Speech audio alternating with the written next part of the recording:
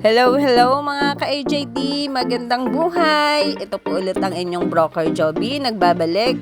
At ngayong araw naman po ay bibisitahin muli natin ang isa sa ating hotcake project dito kay San Pablo. Ngayon po ay binabagtas natin ang Maharlika Highway. Itong way po na to ay papuntang Chaong, Quezon. Sa mga hindi po familiar dito. So, kung working po kayo ng Manila o Makati, pwede po tayong kumuha dito kasi may mga provincial bus po na dumadaan dito. So, along highway po kasi yung project natin. Kaya one ride bus lang din papunta po dito. So, pasensya na po kayo. Medyo inuubo ang inyong broker Joby. Pero itutuloy pa din po natin ang ating pagbisita sa ating project. Ayan, malapit na po tayo sa ating Santebi. So, bandang kanan po yung project natin. So, nakita nyo po yung may mga heavy equipment sa kaliwa. Ito naman pong kabila yung Santebi. Ayan. Pagpasok po natin dito, makikita po natin yung marketing office ni Santebi. Ayan po sa may bandang kaliwa. Dito po kasi nagaganap yung ating mga reservation kapag kukuha po tayo ng unit kay Santebi. And sa bandang unahan po yung ating gate. So, bago po tayo makapasok dyan, kailangan muna nating magpaalam sa guard kasi kailangan po ay meron po tayong appointment o nakapagpaalam po tayo sa ating mga marketing staff bago tayo papasukin ni guard. Dito po sa aking bandang kanan ay may makikita po kayong ginagawang swimming pool. Opo, sa katunayan po yung swimming pool na yan ay napakabilis ng pagkakagawa. Yan po ay libreng magagamit ng ating mga homeowners dito kay Santebi. So, 'di ba? Napakaganda po. Libre ka na sa swimming pool. Siguro po magkakaroon yan ng konting para sa maintenance. Ito naman pong bandang kanan natin ng mga bahay. Ito po ay mga turnover na halos. Yan po ay mga estate model. Pag sinabi pong estate model kay Ubialan, ito po yung ating single attach. Yan. Napakaganda po And ito din po yung project natin na may malaking roundabout at sa gitna po niyan, andyan po yung ating napakalawak na park and playground. Pag po umaga o hapon, pwede po nating ipasyal ang mga bata dito at saka po yung ating mga kasamang mga oldies, kung may kasama po tayong oldies. And ang ating po kasing pupuntahan ay yung ating model house.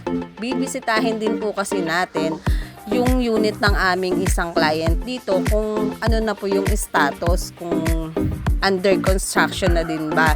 Eto nga po pala si Santebi, ang pinakamabilis pong magpa-turnover ng unit. Halos 6 months po ay pwede na pong lumipat ang ating mga client dito.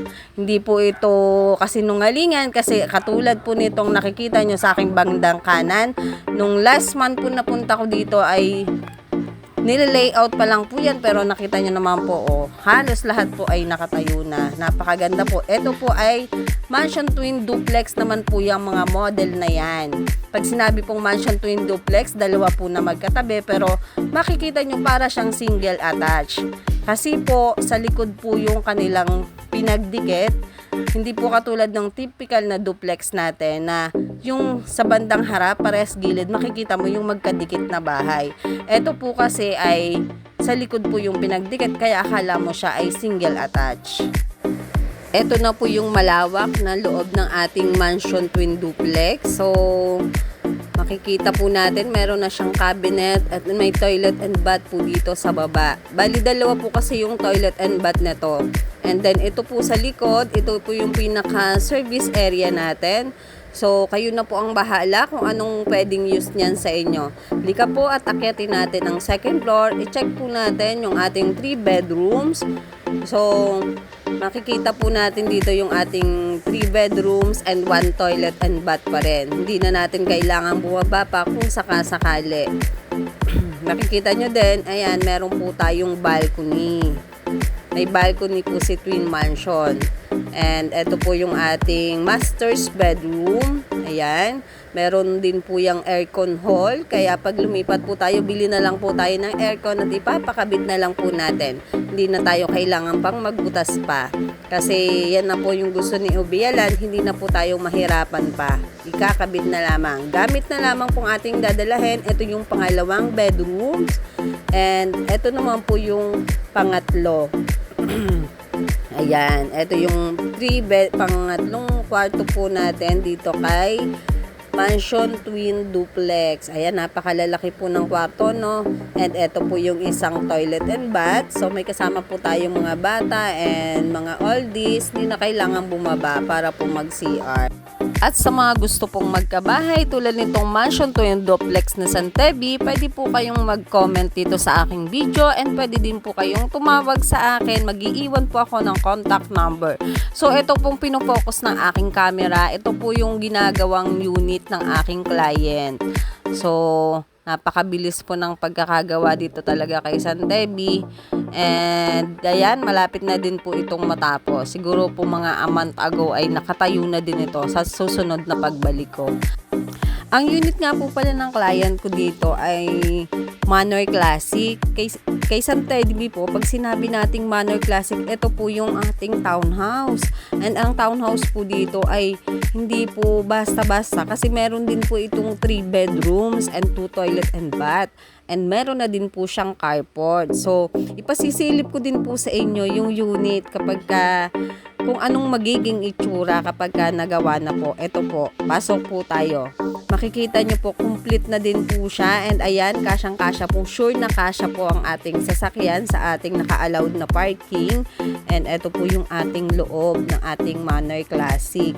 So, si Santebi po kasi ay may 3 model. Yung pong single attached at yung duplex and townhouse. Ngayon po, itong pinapasok natin ay ang townhouse model po ni Santebi.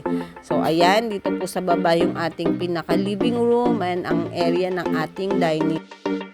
Dito naman po ay may pintuan para sa access po natin sa service area. Ayan, nandito po yung ating lababo kasi usually pinalalabas talaga ng mga client natin ang lababo para mas maluwag po sa loob. Ito naman ang ating toilet and bath. Makikita nyo, diba? Meron na siyang tiles hanggang ceiling. Unlike po sa iba na makikita natin flooring lang ang naka-tiles o hanggang dibdib lamang. Etong si Santebi po ay hanggang ceiling. Baga hindi tinipid sa tiles. Halika po sa taas at silipin natin ang mga bedrooms ng ating Manor Classic. So, etong ating hagdan po ay may handrail siya. Steel handrail po siya. Hindi ka mag-worry na baka malaglag kasi wala kang hahawakan. Ito po yung ating first bedroom. Pagpasok natin, ayan, makikita mo may aircon hall lahat ng ating bedroom din dito. Ayan po, may bintana din, may access po ng light and air. Kung gusto po natin ng fresh air at ayaw natin ng naka-aircon, pwede po tayong mag-open ng ating mga windows. Yan po ay mga sliding windows. Ayan, makikita mo yung parang balcony na yon, nakaka-fake siya. Akala ko balcony siya, pero yan po ay grills po lamang. And eto po yung pangatlong bedroom natin. Ayan, kung may mga kids po tayo, pwede po tayo maglagay dito ng mga double deck. And bonus, ito po yung ating isang toilet and bath. Same po nung nasa baba na naka-tiles din po siya hanggang ceiling. And meron din po siyang maliit na bintana. Complete textures po yan. Meron po tayong lavatory and shower. Ayan. So, sa gabi, hindi mo na talaga kinakailangan pang bumaba. O kung maliligo ka man, hindi mo na kinakailangan pang bumaba kasi meron na dito sa taas. Meron na po. Magagamit na. And ayan, mag-iiwan na lang po ako ng contact number para po sa mga gustong magpa-draping and kumuha ng bahay dito. And huwag pong kalimutang mag-like, share, and subscribe para lagi po tayong update. Bye-bye!